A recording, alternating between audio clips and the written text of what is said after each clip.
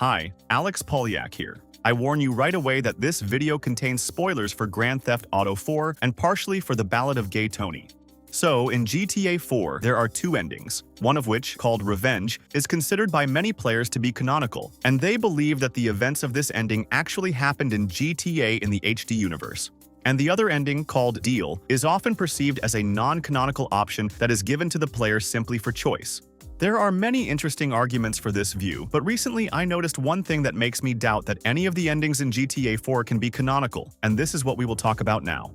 In one of the interviews, Dan Houser, the main writer of the Grand Theft Auto games, answered the question about whether characters from GTA 4 will appear in GTA 5. His answer was, Pachy's not in it. There may be the odd. They tend to be very small. The problem is that, you touched on this earlier, because of a lot of the choices, we've never had a game where we've annihilated so much of the cast. I loved Roman, but he may or may not be dead, depending on what choices you made. It would be difficult to bring him back. So many of them were killed that we didn't really have a large amount of the main cast left over. There may or may not be a few guest appearances, some really subtle ones for people to find, little Easter eggs for people. It's hard to understand why Mr. Houser said that Pachy is missing, since this character actually appears in GTA 5. Perhaps Dan meant that Pachy is not very important in the plot, since the end credits of GTA, The Ballad of Gay Tony, at the time, could have led players to assume that Patrick McReary would be an important element in the new game. Or maybe Rockstar hadn't added Pachy yet at the time of the interview, and did so later. But I'm not sure about this, since the interview was released in late 2012, when the game was scheduled to be released in about 6 months. During this period, the game was most likely being polished, rather than having new content added. Perhaps Dan simply didn't want to reveal some details, or he had some other reason for such an answer. Either way, the most interesting thing is what he says next, where he talks about how the absence of many characters in GTA 5 is due to the fact that these characters can die due to the player's choice in GTA 4. Dan Houser even directly says that Roman could have survived or died, and indeed, among all the characters in GTA 5, there is not a single one who could have been killed by the player in the plot of GTA 4. This leaves no doubt that for the main screenwriter of these games, there is no canonical development of events in the story of Niko Bellic. At least, this is exactly the position he took when writing the plot of GTA 5. And before we go further, let's briefly recall what happened at the end of GTA 4. Protagonist Niko is faced with a choice: to take revenge on Dmitry Rascalov, who has been trying to kill the protagonist and his loved ones for a long time, or, together with the mafia boss Jimmy Pecorino, make a deal with Dmitry on which Niko could earn enough money to provide himself and his loved ones with a comfortable life. If you choose revenge, Pecorino will get angry and attack Roman's wedding, during which Kate, the girl with whom Niko was going to start a family, will die.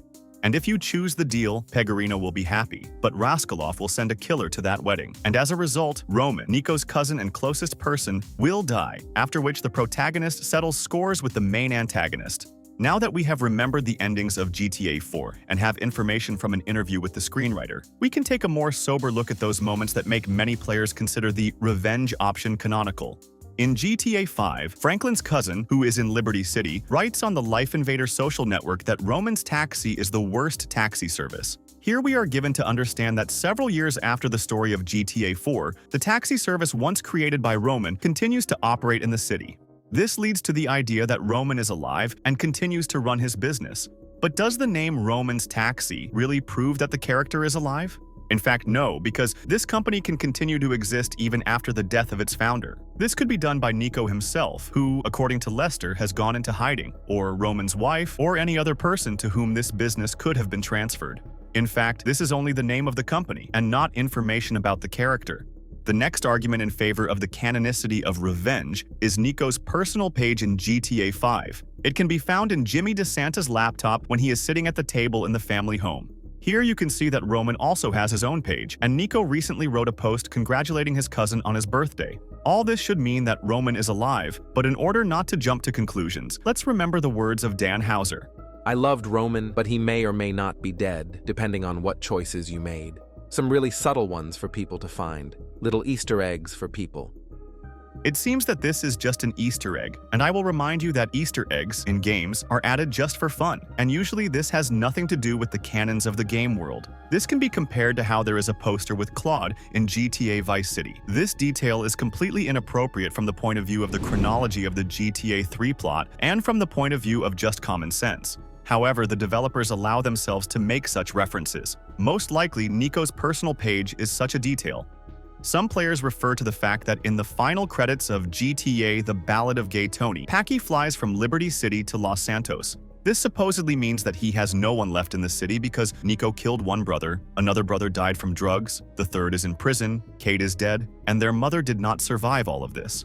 But in reality, this is just speculation. All we know for sure is that one brother died because of Nico and one brother is in prison, and everything else, including Kate's fate, remains unknown to players.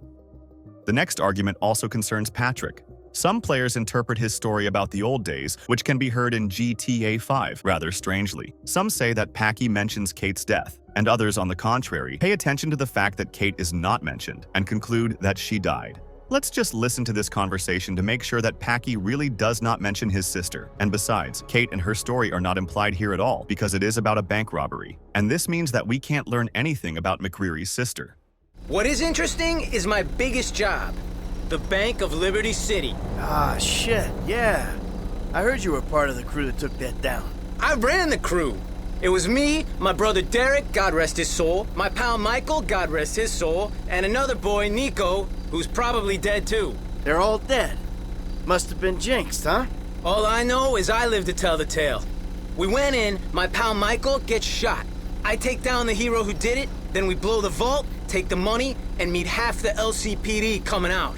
The cops are outside, they're in the street, down the alleys, they're in the subway. We just keep moving and shooting, moving and shooting. Climbed out the subway, found a car, and we were away.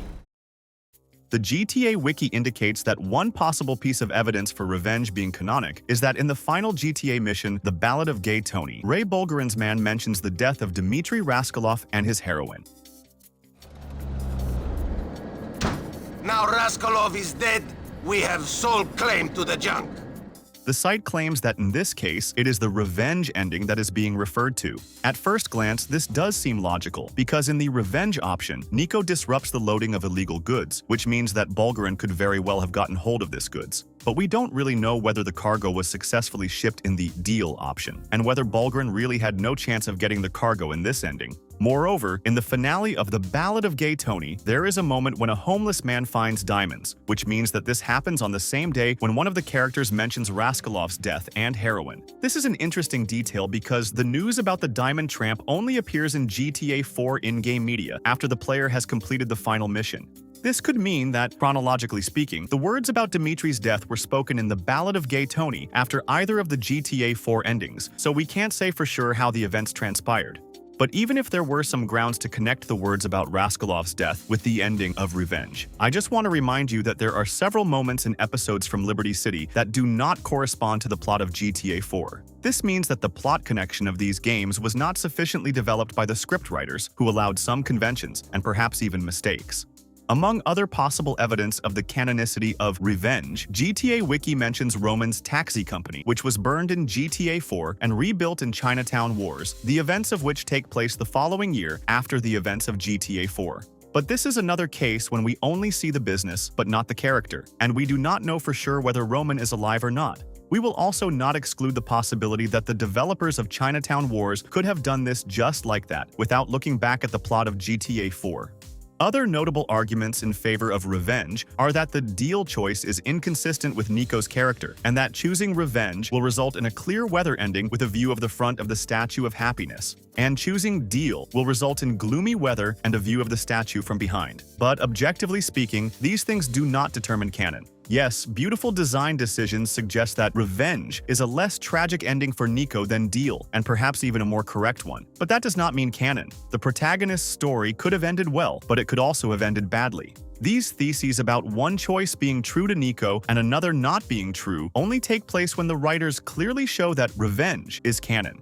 For example, if Rockstar clearly shows that Kate died in those events, or that Roman is still alive. But until such things happen, any talk about Nico's character is nothing more than a discussion and exchange of opinions among players. Finally, we should remember that the key writer of the GTA games said after the release of GTA 4, episodes from Liberty City and Chinatown Wars, that Roman could have any fate. Therefore, based on his words, we can conclude that in these games there are no real hints about the right or wrong ending of the GTA 4 story. And also in GTA 5, according to Dan Houser, there are no such hints, but there are just Easter eggs. Despite the fact that some details seem to hint at revenge, and that this choice may seem more suitable for Nico's character, it seems that the canonicity of such an ending is a myth. Most likely, this is a misconception that was able to take root in the gaming community, although in fact it is based on controversial arguments, ordinary Easter eggs and conventions, and perhaps even shortcomings of the developers. And what's no less important, this myth was debunked by the main writer of GTA back in 2012. With all this, Rockstar still has the opportunity to add something to their new games in the future that will point to canonical events. Although personally, I hope that this will not happen, because I want any ending to Niko Bellic's story in GTA 4 to be acceptable for the player. Let me know what you think about all this. And if you liked this video, support it with a like and a comment. And to not miss new interesting videos about GTA, subscribe to my YouTube channel. Thanks for watching. See you soon.